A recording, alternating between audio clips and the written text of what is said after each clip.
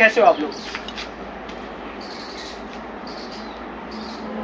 मैंने ना कभी सुना था कि लोरियां सिर्फ सुनाने के काम आती हैं, पर दरअसल ये किसी के रुलाने के काम नहीं आती।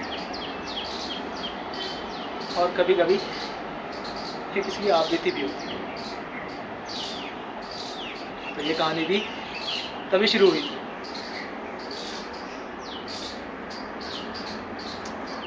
वो 9th क्लास में थी और मैं गुजरात से 9th क्लास में दिल्ली एडमिशन ली। और जब मैंने एडमिशन लिया तो हुआ क्या कि एकदम से हम लोग पहली बार कभी किसी से नज़रों से नज़रें मिलाई है। ठीक वैसे पहले दिन मेरा एडमिशन हुआ और हमारी नज़रों से नज़रें मिली। और वो टाइम मेरे को आज भी याद है जब मैं उसको देख के पलट गया। और क्लास में एक ही डोर था। जब भी वो पानी भरने जाती और मैं अचानक से उसको देखने के लिए जाता और इत्तेफाक देखो वो पलट के सीधा वापस आता और उसी वक्त मैं देख के उसे रुक जाता। और ऐसा एक बार नहीं, पूरे 1 साल हुआ था। और एक वक्त आया जब मैंने उसे प्रपोज किया। कुछ महीने तक बहुत कुछ अच्छा चला और ये दौर था 90s का। और उस टाइम मेरे पापा ने एक नया फ़ोन लिया था। वो याद है जिसमें सिर्फ एक सांप वाला गेम होता है, वही वाला।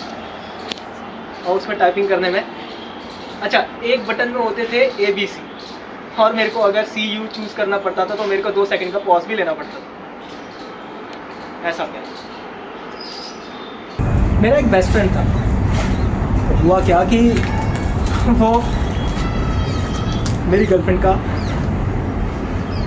ट्यूशन में बेस्ट फ्रेंड था और वो दोनों साथ पढ़ते थे। साथ सब्जेक्ट था उनका, सब कुछ सेम था, तो वो एक साथ टाइमिंग में भी जाते थे। KV के स्कूल में क्या होता है कि अगस्त में ना हमारे नेशनल्स होते हैं। हम लोग गए थे फुटबॉल खेलने और खुदा का खेल देखो कि जिस ट्यूशन में वो पढ़ने जाती थी उसके पड़ोस में मेरा एक दोस्त और रहता और वो मेरी फुटबॉल की टीम में ने एक मैच खेला और अगले मैच में नेक्स्ट डे हमारा मैच हुआ। और उसने मेरे से सिर्फ इतना बोला सोने से पहले कि किससे बात कर। मैंने उसे पूरी कहानी फिर से उसे बताया कि है कुछ इससे मैं बात कर। तो उसे सब कुछ बताने के बाद उसने मेरे से पता है क्या बोला? उसने मेरे से ये बोला कि दरअसल तू जिससे बात कर रहा है ना तो तुझे धोखा दे रही। और ये बात सुनते ही मैंने उसे खींच के एक चपट मारा। पर अब लगता है कि नहीं करना चाहिए। आज तक उससे माफ़ी मांगता हूँ जब भी मिलता हूँ उससे, पर लेकिन उसने मेरी आंखें खोल दी।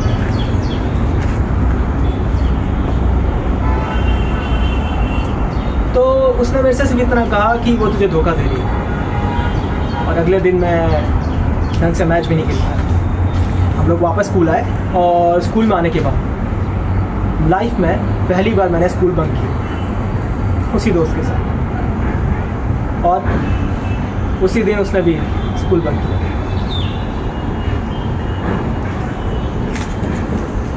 शायद खुदा भी चाहते थे कि मैं उसकी सच्चाई देख लूँ।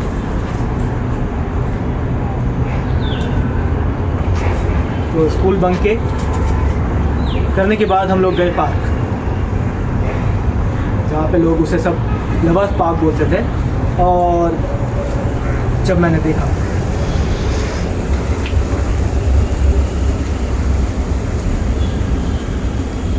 शब्द नहीं है मेरे पास बताने को, मैं तुम्हें क्या बताऊं। तो लेकिन हाथों में हाथ डाल के और दोनों साथ बैठे हुए थे।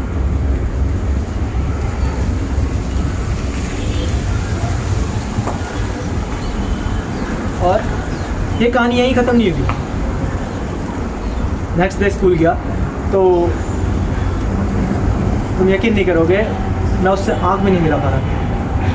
और वो सीना चौड़ा करके आंखों से आंखें मिला के मेरे से पूछ रही थी कि क्यों नहीं देखी। उसे कैसे बता दूँगा कि उसकी सच्चाई मेरे आंखों के सामने आ गई। पर 12th थी, उससे बात की और एक दिन हिम्मत करके उसी ने मेरे को सब कुछ सच बताया। और तब भी मैंने उसे पता नहीं लगने दिया कि मुझे सब कुछ पता है। मैंने अपनी किस्मत को दोष देके उसे छोड़ दिया और ये कहानी ऐसे ही ख़त्म नहीं हुई। ये कहानी शुरू होती है इसके बाद 2 साल बाद। मैं देश से बाहर जा रहा था, टर्मिनल 2 में खड़ा था और मेरी 12:02 की फ़्लाइट थी रात की। और मैंने इंस्टा में स्टोरी डाली कि I am going to out here. 11:02 थे जब मैंने अपनी स्टोरी डाली और 11:05 में उसका फिर से फ़ोन आता है और ये लड़की कोई और नहीं थी, ये वही थी, मेरा पहला प्यार। उसने मुझे कॉल किया और बोला कि तू कहाँ जा रहा है। मैंने सिर्फ इतना बोला कि आज कैसे याद किया। तो मेरे को बोलती है कि तूने भी तो याद नहीं किया। अब तुम बताओ कि मैं 2 साल बाद जिस लड़की ने मुझे धोखा दिया, मैं उसको इसके बाद क्या ही बोलता। मैंने सिर्फ इतना बोला कि तुम बिजी थी तो मैं शायद तुम्हें कॉल नहीं कर पाया, तो तुमने भी तो मेरे को याद नहीं किया। तो बोलती है कि मैं उसके साथ बहुत आगे बढ़ चुकी। सुन के 2 मिनट धक्का सा लगा, पर लेकिन अच्छा भी लगा कि टाइम का सच पता चला। दरअसल ये जो दुख होता है ना कि एक लंबे समय के बाद पता चले और एक उससे पहले पता चले, दर्द कम होता है। मुझे हुआ पर कम। और उसके बाद मेरी हिम्मत नहीं हुई